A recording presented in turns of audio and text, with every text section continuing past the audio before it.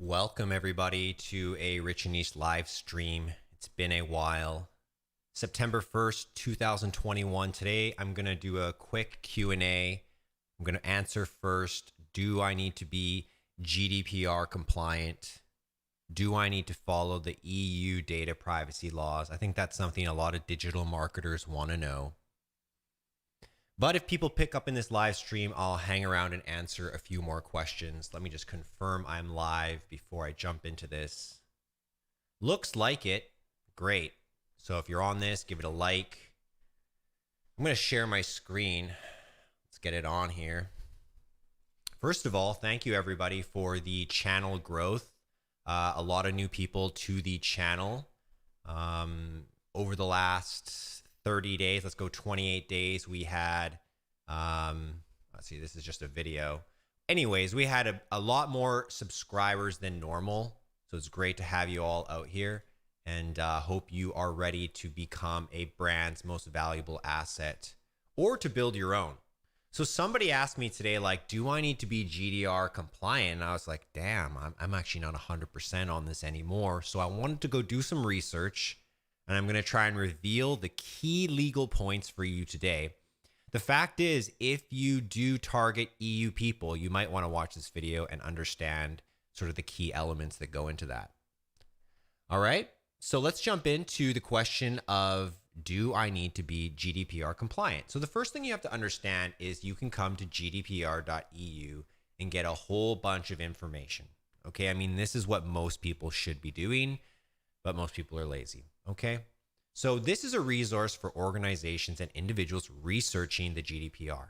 Okay, GDPR overview. If you're new, what is the GDPR? It's Europe's new data privacy and security law, and it includes hundreds of pages worth of new requirements for organizations around the world. So it could be you. It absolutely could be you. Let's take a look quickly through the most critical elements here, because a lot of people don't live in the EU. So you're probably thinking this doesn't maybe apply to me. But as a marketer, I think you should know about the GDPR. So there's a checklist here. But before you even go to the checklist, the question remains, do I need to follow this? And so you kind of fall down this rabbit hole of whether or not you actually have to abide by this. Can you get a fine? Right? And different people are watching this video. We got to make sure we give good advice, but this is not official legal advice. Where would I begin? Let's go to the FAQ, right? I would look up this. Who must comply with the GDPR? I'd want to know. Okay, great. Here you go. Here is where the rabbit hole begins. Any organization that processes the personal data of people in the EU must comply with the GDPR. So that's the opening statement right there. Any business, any organization that processes the personal data of people in the EU. Now, processing, as they note here, is a broad term. And it's like, it does cover collection. So if you're collecting emails and people from EU read your blog, like, you might fall under this. You have to start realizing that. Collection, storage, transmission, analysis. Now, if you're just collecting emails, like, that's the lightest version. The more hardcore version is collecting medical data, a lot of personal data, financial data.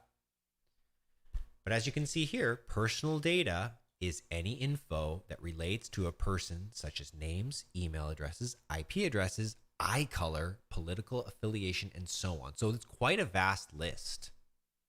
And even if an organization is not connected to the EU itself, if it processes the personal data in the EU via tracking on its website, it must comply.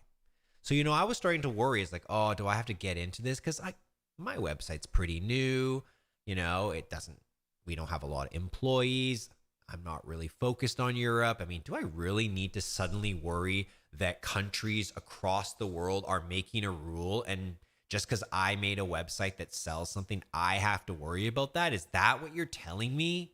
That seems a little hard to believe, right? If you're on this video trying to understand like GDPR, you'd be like, yeah. Because this is not a yes or no question, my friends. This is a legal question. There is potential argument about who must comply. I cannot just give you the first answer. Oh, Rich, why are you taking so long to explain it? It's like, if you don't properly go down the legal argument, you're not even going to know if this applies to you or not. The GDPR is also not limited to for-profit companies. So if you're a nonprofit, it could be, right? But is that really enough? It isn't. There's a lot in here that is very vague, and it wouldn't be enough for you to just read this. It really isn't. It really isn't. Let's click here. Okay, so this is a much more complicated page. It's more dense. Very few people are going to read it. Let's try and make our way through it. Does the GDPR apply to companies outside of the EU? That is the big question for most people on this video. It's like, I do business in the US. Do I need to do this? Okay, that's who I'm going to look for here. Under certain conditions, the GDPR applies to companies that are not in Europe. So first, what you have to hear from that statement is there are some new conditions that because of those conditions, now it applies to people outside the EU. It's not like it always was. It's a new condition, okay? The European Union's GDPR is peculiar in the fact that it applies to organizations that may have little to do with EU. You know, I'll tell you why it's peculiar. It's peculiar because it's kind of dumb, right? It's like this country is going to try and tell all the other countries how to play the game. And it's like, is that really going to fly? Are you really going to enforce it? And that's what you want to figure out here is like, unless someone's going to enforce it, you know, is it really a law? Is it really a thing? Especially on the internet. As a marketer, I would look at it very aggressively. As an ex-law person, I would look at this very aggressively. If you are living in the EU, I would take this seriously. If you're outside the EU, I would start to be like, you know, is this really a thing? The bigger you are, though, obviously you're going to have some EU presence, right? So, for example, you may be a US web developer company based in Denver, Colorado, United States, selling websites to Colorado businesses. But if you track and analyze EU visitors to your company's website, then you may be subject to the provisions of the GDPR. I think that's very daunting language. I think that they're just making you try to be scared. If you are a web development company in Denver selling websites to Colorado, you do not need to worry about GDPR. You will not have a problem. There is no way that that problem can precede the other problems that exist. I do not believe it. And so I don't really like this language. Is this even a legal body? Do I really have to care what's on this website just because they made a website about it? Of course, the EU is concerned about data privacy laws, and that's respectable. But what happens in these situations is these bodies of regulation try to control the industry, and it just muddles everything up because they actually don't really understand what's going on. This law went into a nutshell May 25th, 2018, so it's about 3 years old, and it's designed to give individuals more control over how their data is collected, used, and protected online. It binds organizations to strict new rules about using and securing the personal data they collect from people, including the mandatory use of technical safeguards like encryption and higher legal thresholds to justify data collection. Nothing really bad about that, honestly. I mean, it's pretty reasonable. Organizations that don't comply will face heavy penalties. And here's the penalty amount maximum, up to 4% of their global annual revenue or 20 million pounds. Euros. So it's a severe penalty if they actually decide to apply it to you. But they're not going to apply it to you if you don't have any money. If you make $300K a year, they're not going to apply it to you. They don't have the manpower and time to apply it to you. If you make 300 million, okay, maybe they might go after you. But don't you think you can afford a few lawyers to figure this out for you? The GDPR does apply outside of Europe. The whole point of the GDPR is to protect data belonging to EU citizens and residents. The law, therefore, applies to organizations that handle those people data. And that makes sense on the face of it.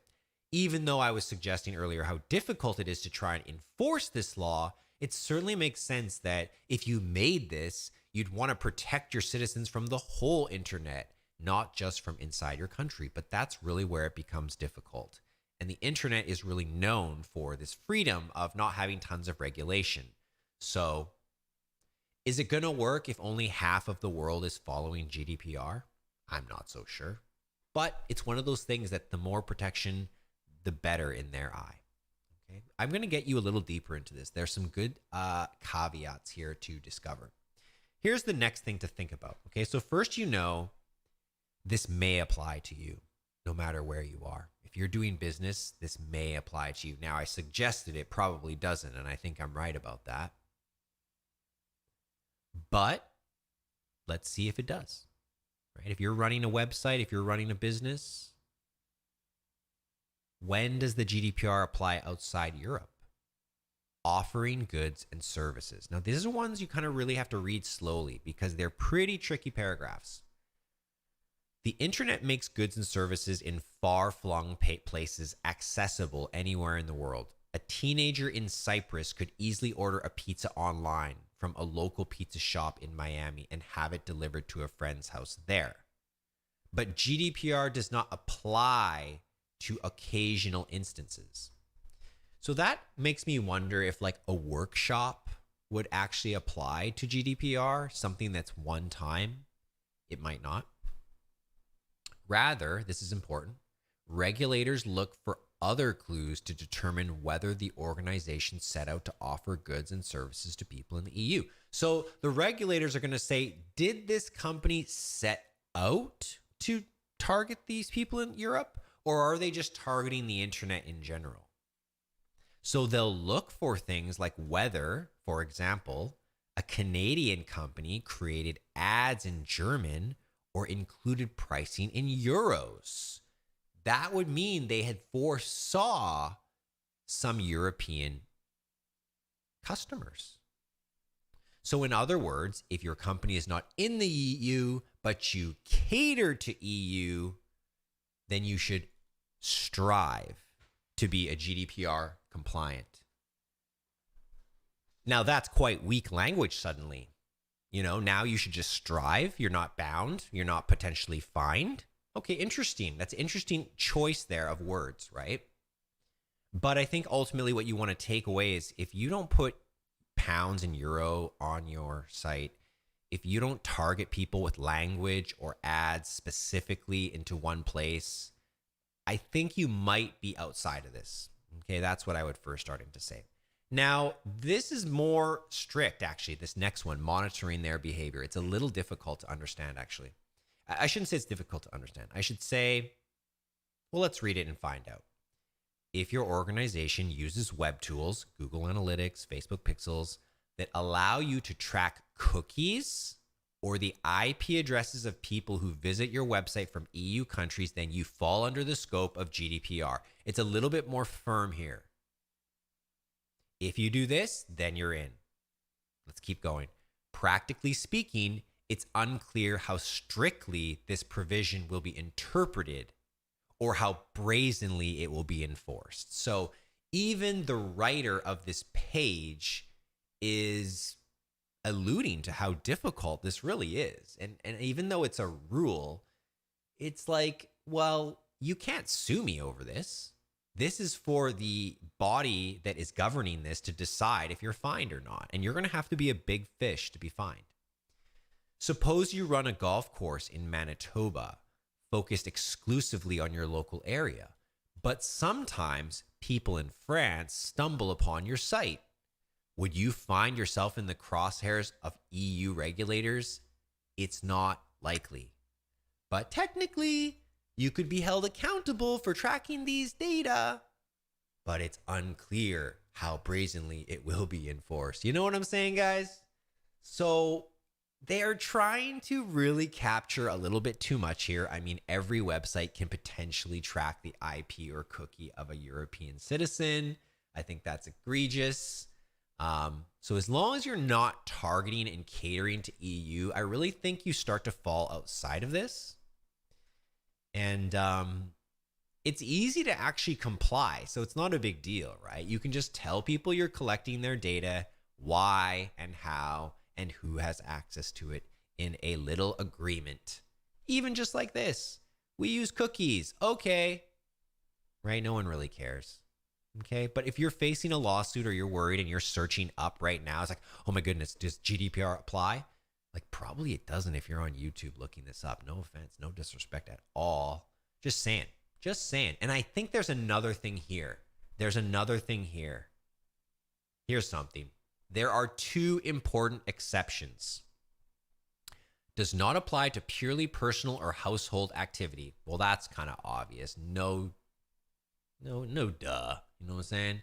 If you collected email addresses from a picnic with friends at work, you can rest assured. Okay, here we go. The second exception is for organizations with fewer than 250 employees. That is like everyone. Small and medium-sized enterprises are not totally exempt, but the regulation does free them from record-keeping obligations in most cases. So, you should try to abide, but come on now. Let's be reasonable. If you want to come over to recital 23, you can get into more of the specifics as to what like processing data is. But my goodness, this legalese is just repulsive ultimately. In order to determine whether such a controller or processor is offering goods or services to data subjects who are in the union, it should be ascertained whether it is apparent that the controller or processor can see or imagines that their services will go to data subjects in one or more union.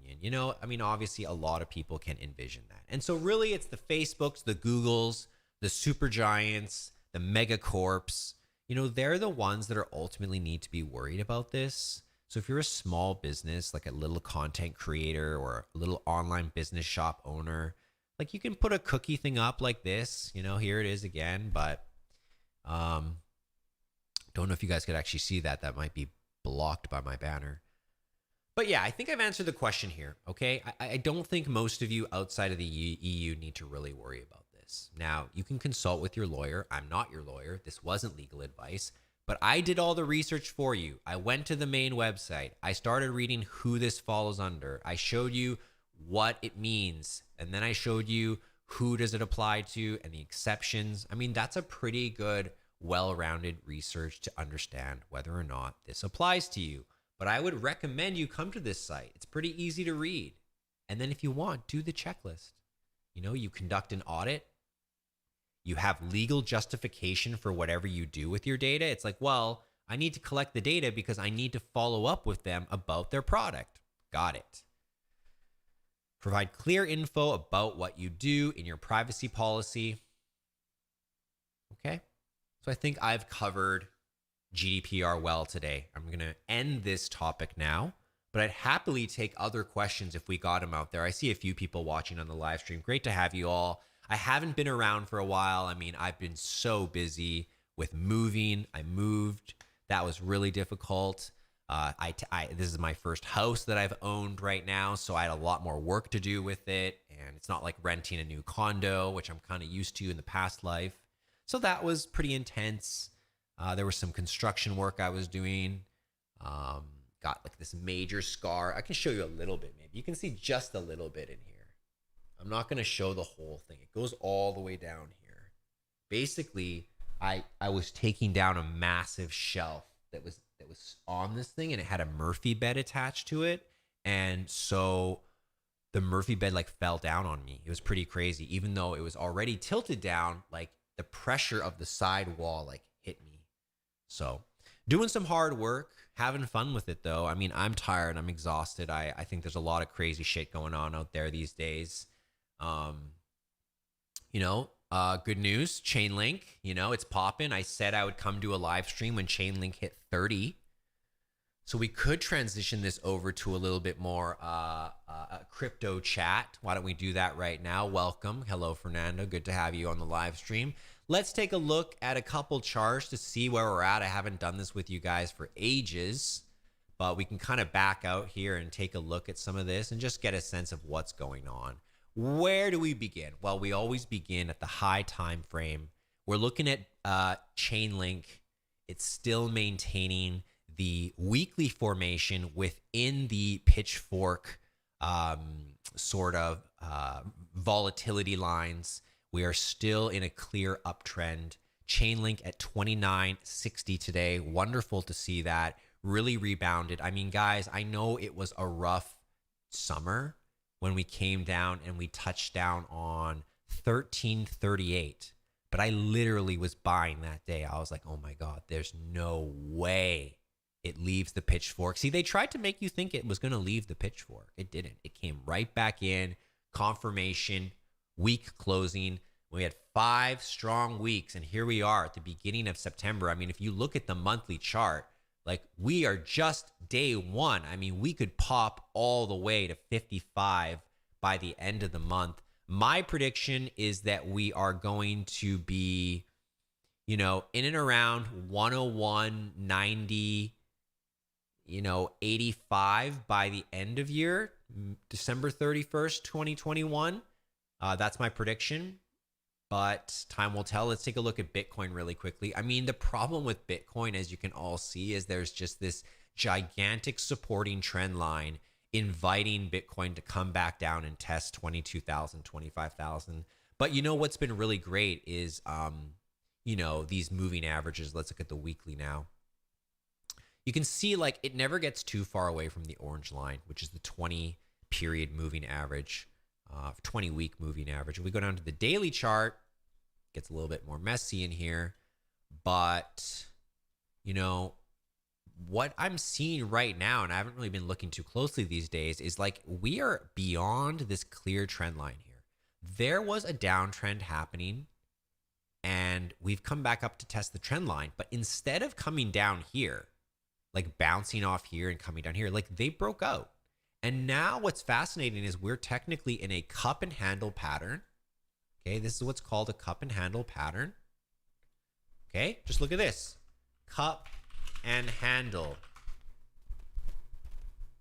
Is a cup and handle bullish? Yeah, it is. The cup and handle is considered a bullish signal with the right hand side of the pattern typically experiencing lower trading volume. You may have noticed how boring the last couple of weeks and days were, and that's because people were getting bored. There was no momentum. There was no more short. There was no more downward selling pressure. The overall accumulation of the average Bitcoin maximalist, they're doing dollar cost averaging. They're buying a little bit of Bitcoin every single month. That is starting to take over. We're entering a new era of Bitcoin cryptocurrency. I mean, that's how I feel it. So I actually think we're going to see higher prices, guys. I mean, I think when you break out of this, you're looking at something that's really just about to explode. I mean, it's hard to believe sometimes. Sometimes it's like you look at the chart and you're like, is this really what I see, But even here, take a look. Why is a cup and handle important? Because it typically signifies that the weaker traders are getting out. Okay? It means that everyone who wanted to sell is gone. And now everybody else is ready to move on. So why do you see the cup? Why do you see the handle? The cup is the signifying that you're getting rid of all the people who don't really believe. They're all selling off. They think the price is going down. They're ready to get out.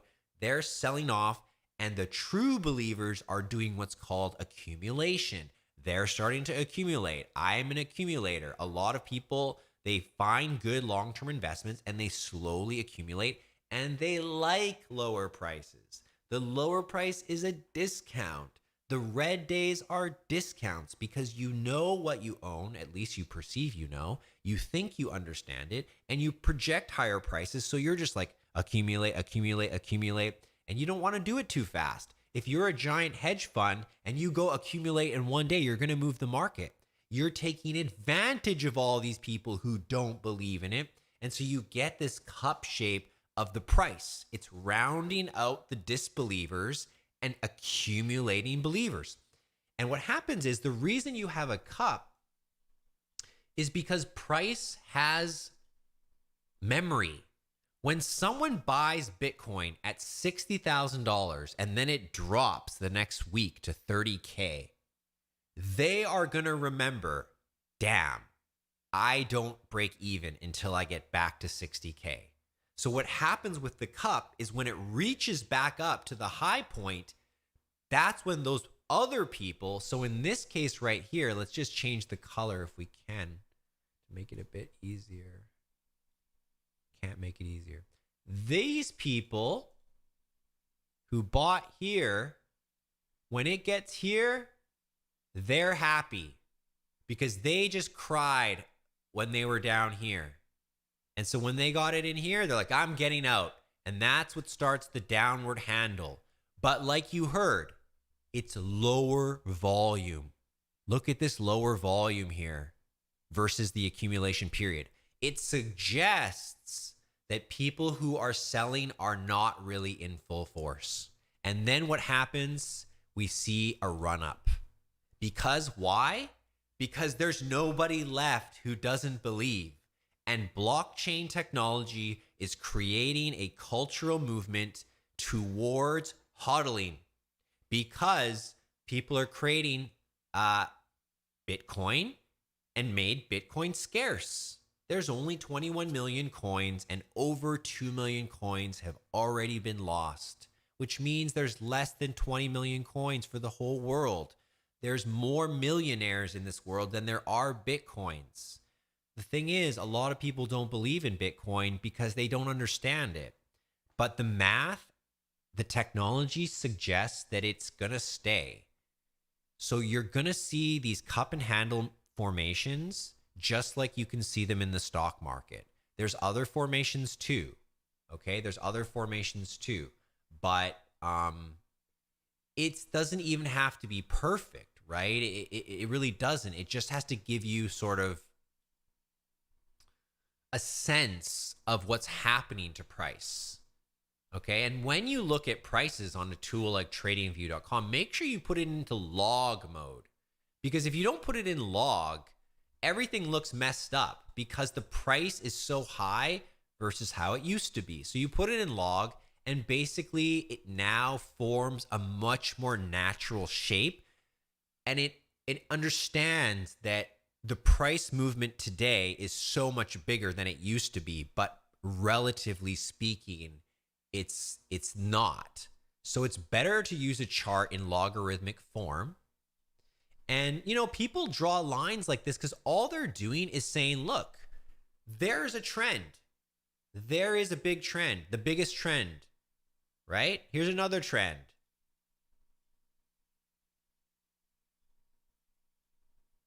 Right? That's a lower time frame trend. Here's another trend. That's a shorter time frame trend. Here's a really short time frame trend.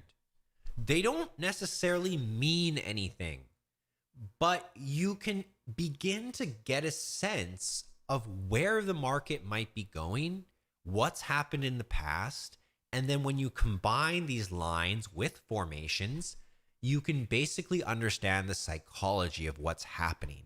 So what's happening to me, what I see here is in the last, 7 years, this chart, when TradingView probably started, and they started accumulating this data, Bitcoin has been on an uptrend. No shit, right?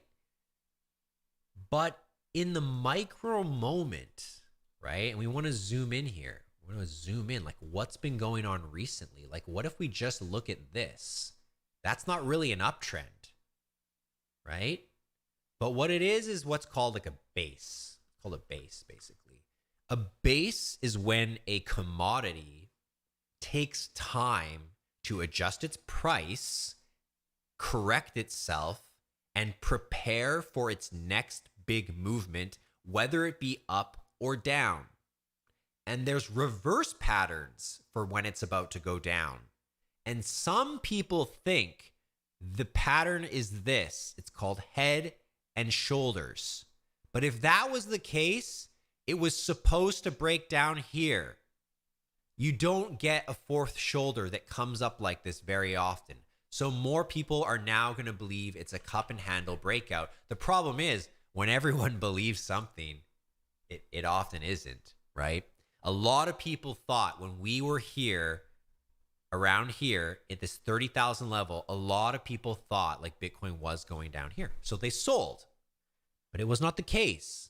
There were more bulls than bears, and people took the price back up. And now people are looking at 50K, and we're looking at a $29 Chainlink. We're looking at a 37.75 Ethereum. Ethereum looks hot. It really looks hot. I mean, it's recovered more than Bitcoin. It's still in a macro uptrend. It has its own triple bottom cup and handle already breaking out. I think today was the breakout. So yeah, I mean, I think it's positive times ahead for crypto when you combine that with the Federal Reserve continuing to provide monetary stimulus into the stock market. And, you know, who knows? There could be more stimulus coming out. Do we have any questions about marketing, crypto, anything you want me to cover while I'm here? Happy to answer. I think it's a great chart to look at, Link against Bitcoin. Okay, so first recognize that Link often goes up when Bitcoin goes down. So Bitcoin's been going up a lot. You know, this has been going down quite a while. But, you know, there is a high likelihood that we could see Chainlink go like this. And what that would mean to me is that Bitcoin really rests at 50K for the rest of the year, while alts, Chainlink, Ethereum run to their sort of next levels. And I suppose that makes sense given how NFTs have been such a craze recently. I personally have not gotten into NFTs. I've just been so busy buying a place that I can actually touch.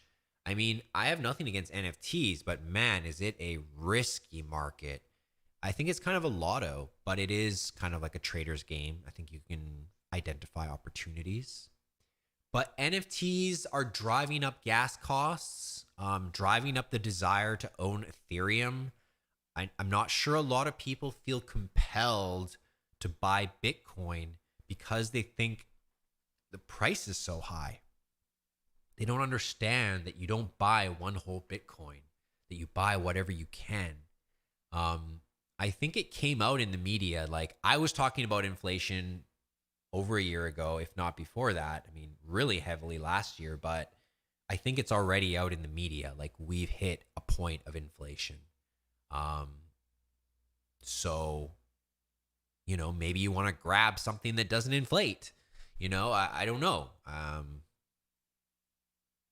Layer 2 solutions have been arriving, which means the cost of transactions is going to get faster and cheaper. I could see new economies opening up that are very Bitcoin heavy. Again, the dollar cost average group of Bitcoin maximalists is just going to continue to put upward pressure on Bitcoin. It's probably the case that Bitcoin, Ethereum, and Chainlink are all very big winners in 5 years from now. Everything else, it's really hard to say. Ethereum, it really has a positive look in the market right now. Chainlink really is underrepresented, undervalued, misunderstood for what it is.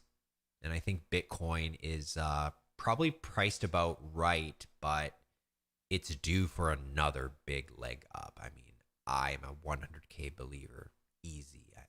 I think that there was coordinated FUD around May, when Elon was causing stuff. There was China miners causing problems. There was just other news articles. There was government, you know, this and that. But if you really look what's happening and don't just focus on the media side, like, we're very close to an ETF. Many businesses are starting to accept Bitcoin. We've got countries making Bitcoin their legal tender. So it suggests we are in the right direction if you want to be in a Bitcoin future. And I think a lot of people do. I think people don't really know how powerful Bitcoin really is. I think they like cryptocurrency, but there's a magic capability within Bitcoin to change humanity. And that is because Bitcoin encourages saving and not spending.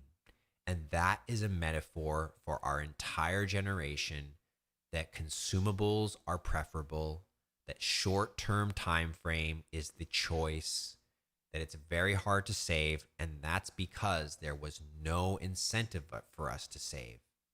The Federal Reserve has chosen to continually print money and make loans and credit the game of choice. In order to grow the economy, money must be borrowed, money must be lent, money must be printed. You have to understand that. And that's why this is not going away, because they cannot stop what they do. People are like, oh, what if interest rate goes up to 8%, Rich? Well, if the interest rate goes to 8%, the entire world is going to collapse, because 80% of people will not be able to pay for their loan, and suddenly there will just be a stop in business.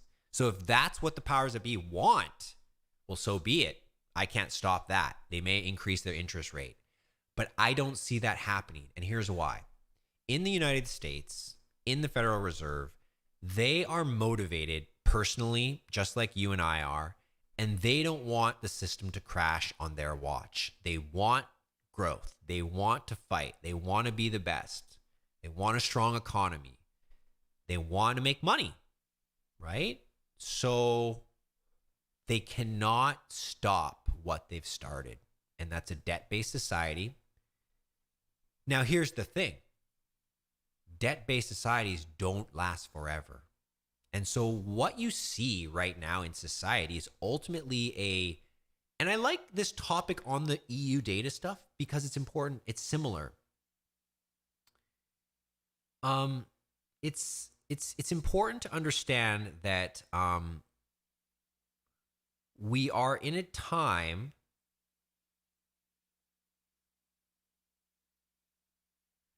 it's simply important to understand that once you start the debt-based society, you have no turning back. And that is all. I don't want to make it more complicated, because once you get that, you can strategically understand what is happening in the world. Why is housing prices up? Why does the stock market only go up? Why? That doesn't make sense. Why does housing keep going up? We can make more houses, right? We make condos. Like, why is it still going up? Right? And that's the thing, is it happens like a boiled frog. Is you start out with a debt-based society, you start working it because you want GDP growth, makes sense. You drive lending through a banking system, you encourage growth, you incentivize growth, you tax in a way that encourages hiring and growth. Everyone is growth, growth, growth.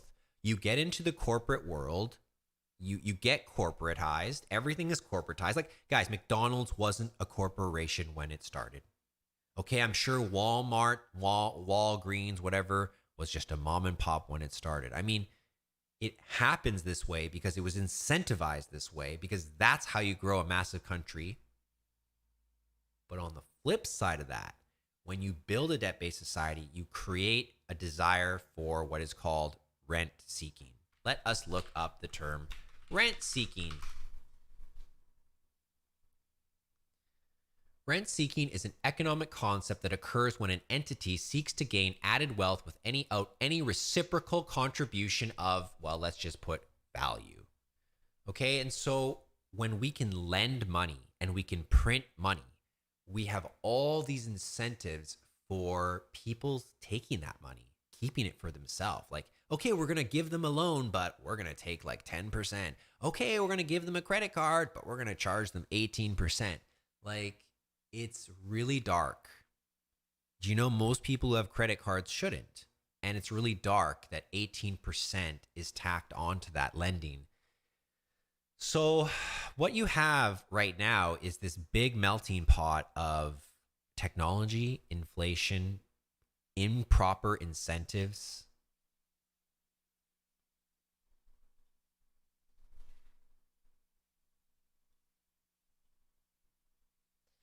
And that's ultimately why Bitcoin is what it is. I'm not the first person to know these ideas. They're not even my ideas. I'm studying, I'm learning, I'm trying to understand the world just like you guys. But, you know, Bitcoin's going to be volatile because there's very smart people who already own Bitcoin and they know how to outtrade the market so significantly that they can make such huge gains. Like this kind of a move is huge. I mean, making a lot of money here, a lot of money here. Okay, but that doesn't really matter. It doesn't matter if some people are Bitcoin billionaires. What matters is that we understand that moving towards saving instead of lending will radically change us into a utopia. I know you don't believe that, but I believe that. So I'm technically a Bitcoin maximalist. I do really believe that we should focus on Bitcoin and not everything else. The reason I invest in Chainlink is it seems like a no-brainer technology piece to me. Bitcoin is its own thing. Bitcoin is money. Chainlink is more of like you're investing in the internet itself. They're kind of different. I love them both. I currently do not hold a position in Ethereum. I only hold a position in Bitcoin and Chainlink. Let's go to questions. Great to see you guys out here. Let's see some questions here. Hey, Rich, are you crypto only? Are you also in stocks and commodities? Afraid to get in the stock market with it constantly hitting all-time highs? Well, if you just heard what I'm saying, I mean, it's still correct to get in. You want to look for a dip, no doubt about it. But I think the real question is like, what sector? Like, what sector do you believe in? And I think you also have to recognize that with the craze that is cryptocurrency and that is NFTs right now, I think we could see a huge exodus from the stock market into crypto. So I think crypto is still like a stronger risk reward because I think if you bet the good crypto projects, and that can include a lot of other stuff that I don't talk about, like Solana and Matic, some of these other things. I think those could just be rocket ships. I mean, has Amazon not conquered everything it can conquer? I mean, I like Amazon, but maybe taking a shot at one of the Bitcoin exposure companies like Mara or Michael Saylor's company, MicroStrategy. If I was to go and put 50K in the stock market tomorrow, I think I would be looking to establish positions probably in Google and Amazon. And I'd feel pretty good about just putting my money behind the biggest companies in the world. I think we're in a phase where, and I think this comes back to the GDPR thing, is like some companies are too big. And yeah, I just think that they can knock out their competitors, right? So if somebody's coming up, like they can knock them out. So sometimes you want to invest on the acquisition basis. Oh, this company's going to get acquired. Like people thought Slack was going to get acquired for a long time and it was taking forever. And then I believe eventually it was. You know, it happens with a lot of companies and people will talk about it. It's like this company should be acquired by Google or Facebook. Like it belongs there. Great question. I got here later. What is GDPR exactly? Google it. GDPR is for EU privacy laws. Hi, Rich. How to take your digital marketing courses? Do I need any prerequisites? Not really. Take my free classes, richaniche.com/free. Try those out. See how you feel. If you're ready to jump in, the most expensive course is the right course. It's the foundational course. Everything else really adds on to that. Full stack marketing funnels could also be called digital marketing masterclass. And I think that it's a great, great course that really changes people's lives. And you find similar out there, but at $5,000 instead of $750. So I believe that's the right course for most people because I think it's going to change how they think about marketing, how they approach it, and then they can start specializing in content, Facebook ads, websites, consulting. I have courses on all those specific topics.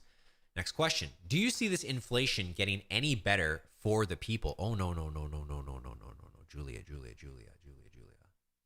No, no, no, no, no, no, I don't.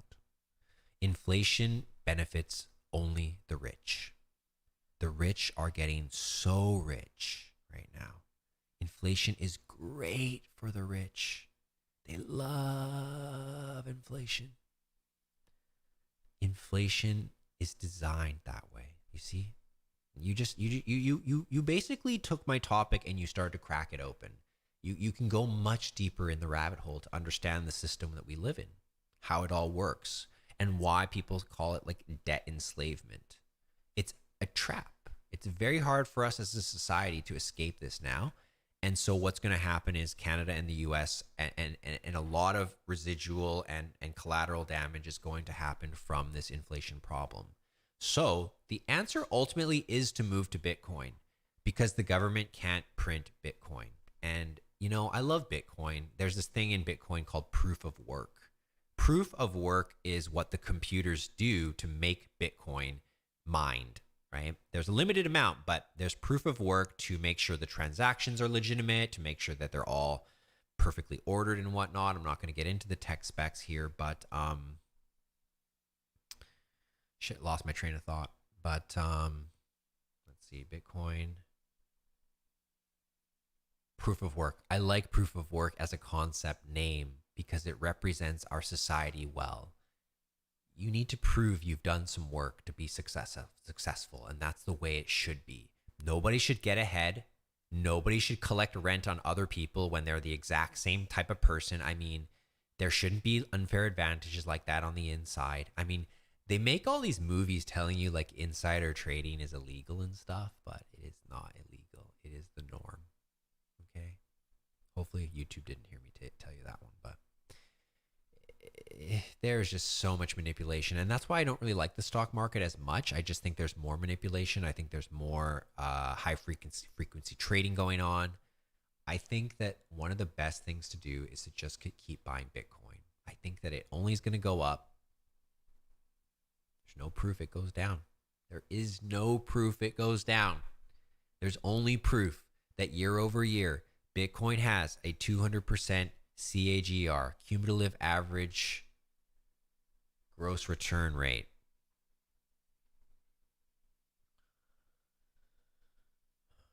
Let me know if you guys have any more questions. I'm going to be coming back to live streaming more. I really enjoy live streaming. I enjoy answering questions. I like being up on the news, the topics that are of interest to our audience. I want to get back into that, but I've just been so busy that it's been difficult. It's been really difficult to find time. So, from this chart, Chainlink, my prediction is Chainlink is at 23 today. We will see $10,000 Chainlink approximately in 2024. It is so hard to believe. It is so difficult to believe. I know. And maybe the pitchfork breaks. It probably does. But I want you to look at some other things. Metcalfe's law. Okay, do you understand Metcalfe's law? When you build a network, like a social network or any kind of network, what happens is eventually you get so many connections that the value of each user skyrockets. When there's only 3 people in a network, there's only 3 connections. When there's 4 people, there's 1, 2, 3, 4, 5 connections. When there's 5 people in a network, 1, 2, 3, 4, 5, 6, 7 connections. But look how the exponentiality grows once more things join the network. So you first have to understand that value is exponential whenever you're working in a network. Here's another picture that's similar. That makes sense, right? It makes sense that if there's more participants, there's more unique connections. Now, not everybody has to work together, but you can clearly see how the value grows If everyone has a telephone, the telephone network is so good. If only 2 people have a phone, that's not that good. So you follow me here, right, guys? You first, by understanding this, Metcalfe, networks, exponential value. And then you go, what is Chainlink? What is Chainlink, guys? Wow, look at the nice Chainlink data growth. What is Chainlink and why is it important to the world? This article sucks. Chainlink is a decentralized Oracle network. You guys ever see that movie called Minority Report? Great movie, scary as hell, but great movie. They called these characters oracles. Why is that? Because these characters could see the future and know it to be true. Now that is a far-fetched idea. Or is it? However, that was that story.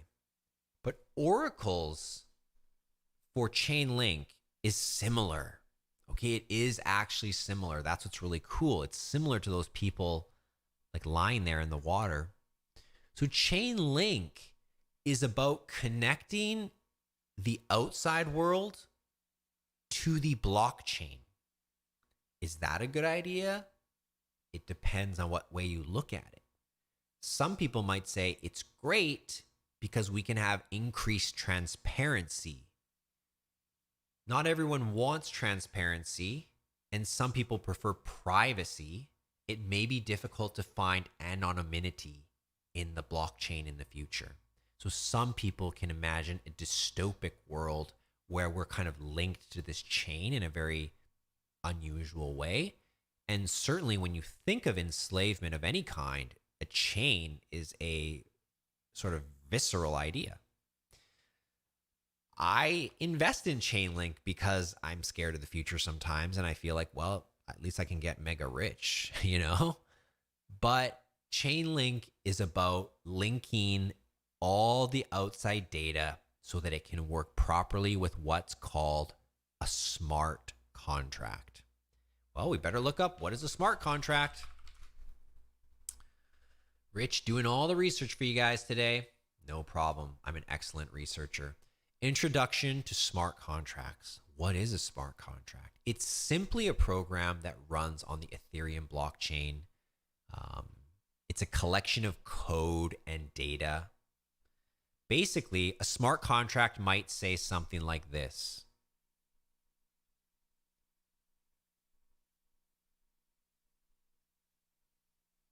If all my employees arrive to work on time every day for the year, pay out bonus to their account. So you're not even going to do it. All that's going to happen is the computer's going to check the attendance, and if the attendance requirement is hit, a bonus will be paid. Here's another example. A farmer wants insurance on his crop in Africa because of drought. If a drought hits, he has to close the farm and give up, and it's very detrimental. So if a drought hits, he has insurance, he makes money, he can keep going the next year. Very critical to life.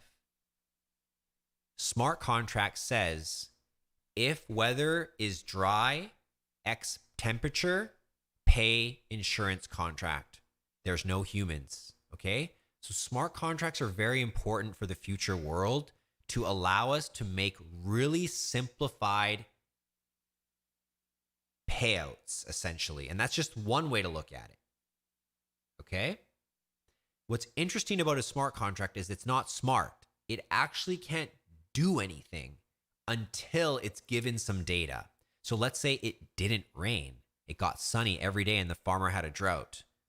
The weather data will be created by a Chainlink node, input into the system of the Ethereum smart contract, and then the person will be paid in Ethereum or USD coin or Chainlink maybe.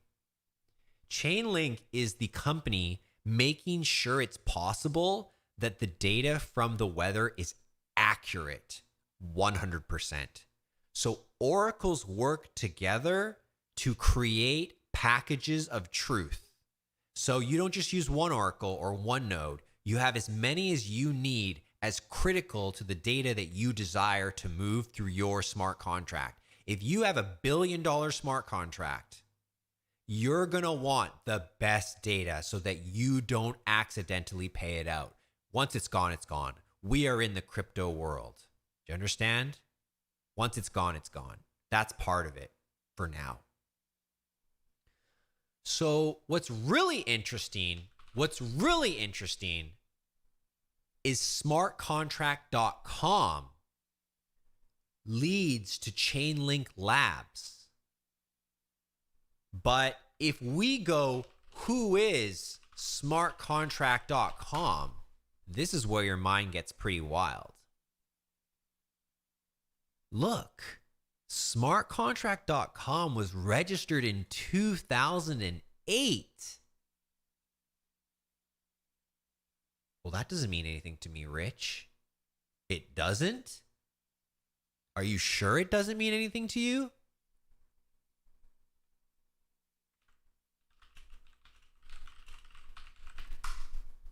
When was Bitcoin invented? January 2009.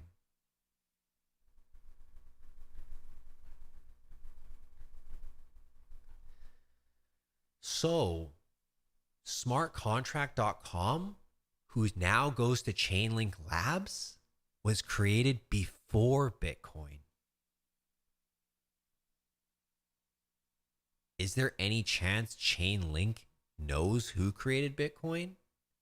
That they already knew smart contract before Bitcoin was even invented?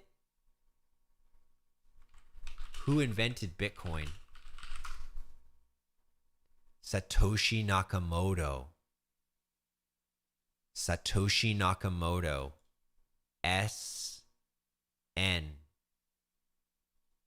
Who invented Chainlink?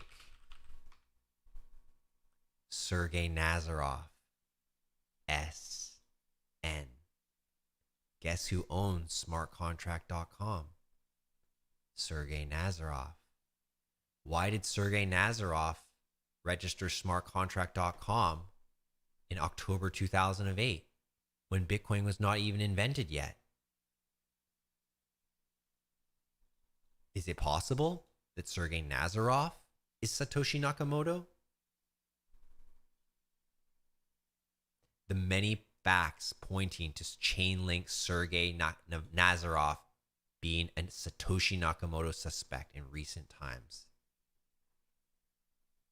It's a really great question, my friends. And if you're living in 2021 and you don't care who is Satoshi Nakamoto, like, okay, fine. But it's like, this is some of the most important stuff in the world. And Satoshi gave us Bitcoin, and he deserves a lot of praise. And if you ask Sergey Nazarov, is he Satoshi? He says, no, I am not. But then do you know what he said? Sergey, would you tell the world if you were Satoshi? No, I wouldn't tell, because I think it will be very stressful and cause a lot of commotion. And he would be right. So if you had the vision of Bitcoin, and then the vision of smart contracts, and then the vision of the decentralized Oracle network, is it possible? Is it possible you solved it 3 layers deep, but you knew that you had to put the money out first so that the blockchain would be loved, so that people would realize how to make code-driven smart contracts, when then they would realize that the only way to use code-driven smart contracts was to have an absolute truth and transparency-based network of something called an oracle. That to me is like some of the most fascinating and interesting stuff of what's in our life right now, that's actually productive, that's actually potentially leading us to a utopia. I got to this whole point because I said, and you probably didn't even hear it, it's like Bitcoin changes the behavior of people because it's provenly scarce. When something is provenly scarce, gold is not, money is not, diamonds are not. They're not provenly scarce. The market is controlled. That is not the case for Bitcoin. And that is the opportunity for the people to get the money back. Because when we lost the money in 1971, we really did a bad job. We let them give us money without gold backing. We lost the right path for society. And so since 1971, 50 years ago, I believe we were destined to be here where we are today, completely lost about what is valuable in this world, completely engrossed in poor, lazy content, completely focused on making sure our bills are paid. And I get that, but you see, we've gone down the path of consumption, not of saving. And that's because we've been disincentivized to save. And I believe Bitcoin will change that. And I believe the utopia starts with Bitcoin. If I was to start a new society, I would mandate Bitcoin. And that would be the only mandate ever needed. Because every man and woman would understand that as long as they put their Bitcoin away safely, it would be worth more than when they started. When you put your money in the bank, it stays the exact same amount. 0.02% is not enough to cover the fee for 90% of people. There's no such thing as a savings account anymore. You see, it's about checking and credit and debit. And that is where we're going wrong. And if we can correct that, we will see people behave differently. Because when there's some people who can save without falling prey, or not even falling prey, most people cannot save because of the way society is currently designed and the nature of technology removing a lot of lower level jobs. It's putting a lot of pressure on the middle and lower class to fulfill a job quantity. There's too many people. When women entered the workforce, we doubled the workforce overnight. And I'm not saying that's right or wrong. I'm saying we're challenged by that. We don't have that many jobs. We actually don't have 8 billion jobs. Not everyone should be working. But man, there's so much productive things people could do. But typically then they get just a part-time job or a minimum wage job and they don't actually become productive. They just serve fries or whatever. And there's nothing wrong with serving fries. That's not the point. It's just that there's no other option, really. It's like you don't have an education for whatever reason, or you don't want an education. I don't blame you. We're just in a tricky place, is my point. And my point was to stress that I was talking about trading commodities and cryptocurrency coins, but I'd like it to be known that I'm a believer that Bitcoin is a game changer, and I believe in it. And I don't sell my Bitcoin. I try to accumulate it. Next question. Thank you. I wonder what career branch you believe is most profitable. Well, let me tell you rule number 1. Never choose your career based on what's most profitable. That is the classic mistake that even I've made in my younger years. Now, I was 18 when I was making that mistake. I believed that the right thing to do was to go online and search up what is the highest paid profession. And if you do that back in, say, 1999 or 2001 or so, it's going to tell you that investment banker makes about 120,000, and that is really high. Doctors, they might make 100, 110. Lawyers, maybe 100, 150. Now, this is before. A lot has gone up. But do not choose your career based on money alone. Choose your career based on your ikigai. Look at your life and first ask yourself, what is it I do where I lose track of time?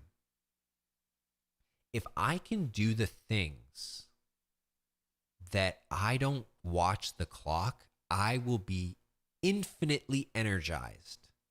When you watch the clock, you are distracted. You're not focused. You're not concerned about your best work. And it leads you to not become great. It leads you to become not world class. If you want to be world class, forget about what's profitable. How do you know you can even do what's most profitable? That's not where you start. You start within and ask, what am I good at? What do I love? Where can I bring value to people? What do I find enjoyable? Those questions help you identify a career which by you have energy for, that you can go above and beyond, that you can become outstanding. That's the problem. Nobody wants to be outstanding anymore. And it's because it's scary to be outstanding. It's scary to stand alone. It is very obvious. We can see it in our times today. No one wants to stand alone. We've been trained that way. The internet has desensitized us from real human activities, which might be standing outside of your circle of friends or your church or your friends or family or whatever, and saying there are rights being infringed and I'd like to stand up for that. And most people don't. And why is that? Right? So the career that's most profitable is the one you can spend the most time in and become great at. So that's the question you should ask yourself. Now, my personal belief is that digital marketing is a unique career, and I'll try to outline it really quickly. The reason digital marketing can help you make more money is because it's often aligned with so many people's ikigais, because it's broad in a sense that you could be creative, you can be analytical, you can be a leader, you can be a follower, you could be an extrovert, you could be an introvert. It really allows a nice amount of types of people into it. And not only that, is digital marketing is just another way of saying online sales, which is just another way of saying sales. So digital marketers are just salespeople in a different form. And sales has always been the path to making a lot of money. So digital marketing allows you to make money by selling a service, but you can quickly take those skills and use them for your own online business. Does that make sense? If we have no other questions, I'm probably going to wrap up the stream pretty quick. If you guys got something you want to talk about, go ahead and put it in the chat. Thanks so much for listening to the GDPR rules, the cryptocurrency price recap, the cup and handle price formation lesson, the Minority Report Oracle throwback, the Chainlink connection between Satoshi Nakamoto and Sergey Nazarov, SN equals SN, the problem with inflation and debt-based societies and where they lead us wrong and how we can get back on track for the utopia. Was that enough for y'all today? Do you feel like you're ready to take on the world? Listen, I got a lot to say. I can share a lot. When you leave my calls, when you leave my streams, when you leave my videos, the best thing you can do is set the very next important task in your life. Use every ounce of inspiration, motivation you take from me and apply it immediately in the shortest time frame possible.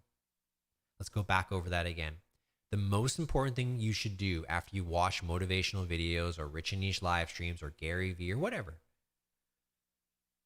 don't necessarily think about everything you learned. Let that sit. But remember, you just interacted with someone who loves taking action and believes that's the answer. And that's the point. It's like you bounce off of this and you go do something. You go take an action based on what you heard, or you just realize, shit, I'm being lazy. I'm not doing what I want to do. Like, I didn't finish my website yet. I haven't started that TikTok account I said I was going to start. I haven't even practiced. Like, can you at least practice if you're not going to commit all the way yet? Can you at least give it a try in anonymous fashion? I don't think enough people do that. I think it's like maybe some of you out there are like, hey, I'm going to be a content creator one day. Hey, I'm going to be a freelance marketer one day. But you're waiting for like such perfect opportunity to get started when you can practice in private and start building the skills now. You're allowed to make a website that you don't tell anyone about.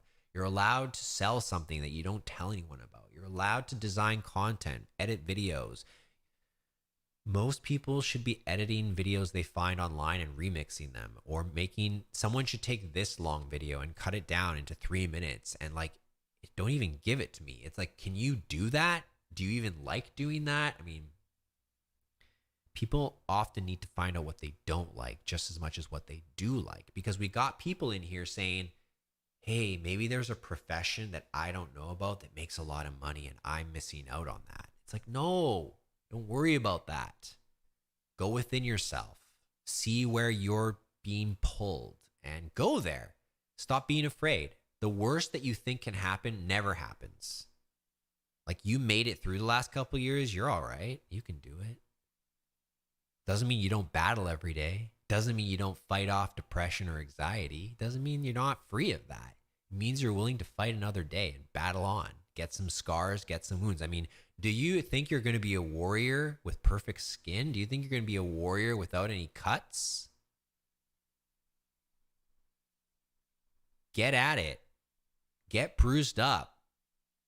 Mess up. Learn. You learn by doing. You study by reading. You're just studying right now. Stop studying. You will learn when it is your experience. Every work you do, website, funnel, content, PDF, blog, video, tweet, it builds. It builds upon, not in just volume, but also in skill. You are not going to be the same copywriter you are a year back, a year forward. It's going to change. But remember, people who go out to the gym, like, it's not once a month. If that's what you're into, like, no one's forcing you. It's if you're into it and not actually doing it, why?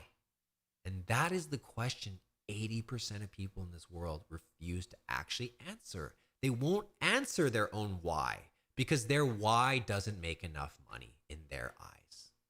And that's the challenge, is like, you're perceiving that there's a better life outside of what you're already capable. It's not within you, that you got to keep searching and asking for others. It's like, the sooner you find out what drives you, what energizes you, and how you can help people in that arena, that's it. There's the answer somewhere in there. You don't have to go outside of that. Once you get in there, you survey, you ask questions, you learn, you listen. You never go in starting as an expert. You must apprentice, you must study, you must learn, you must practice. But what's nice is it just happens. You just got to do it. You just got to show up. I'm 37. I was pumping this in my 30s. I skipped my 20s. I was just doing what felt nice. Playing around, traveling, dating, living, clubbing, drinking, whatever. I tried everything. It's nice. So the point of that is that you can start late if you want. But man, the sooner you start, it just compiles, right? And now, like, let's say I have a huge year in 2022. You can celebrate that, but then you're going to be thinking, what if I had started this 10 years ago? Where would I be? So don't wait. Don't wait any longer. Whatever you got to do, you must go do it. That is life's divine, like, sort of symbolism. It's like, do you do what you need to do, or do you keep not doing it?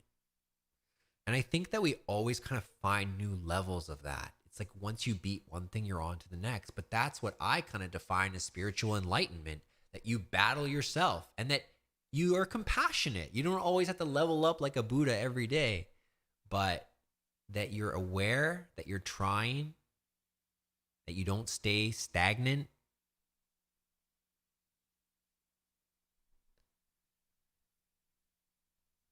Got Matthew in the chat. Hey, Rich. I'm from Brazil, and your videos help me to be improved in a new company. Thank you and keep going. I will do my best. Thank you.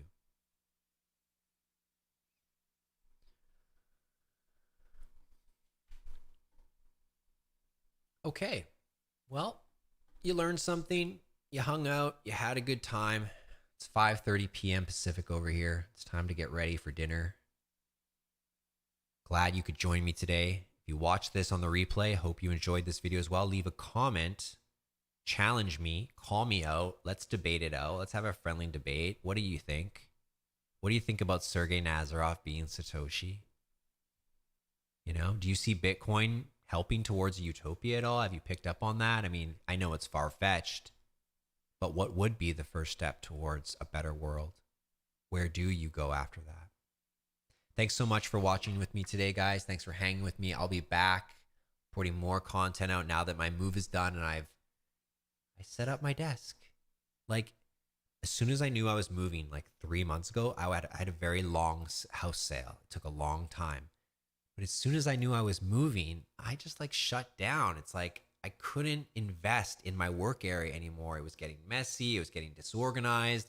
Then I had like a month without a microphone because I thought the mic was broken, but it was actually the cable. And then it wasn't the cable. And then I needed to buy another machine. So if you're my long-term subscriber, if you wish for me to have more content, just know that I just went through actually a really difficult 3-month period. So I think it was good resting, and I look forward to a really empowered Q4 September as well. More live streams, more videos, more success. See you guys.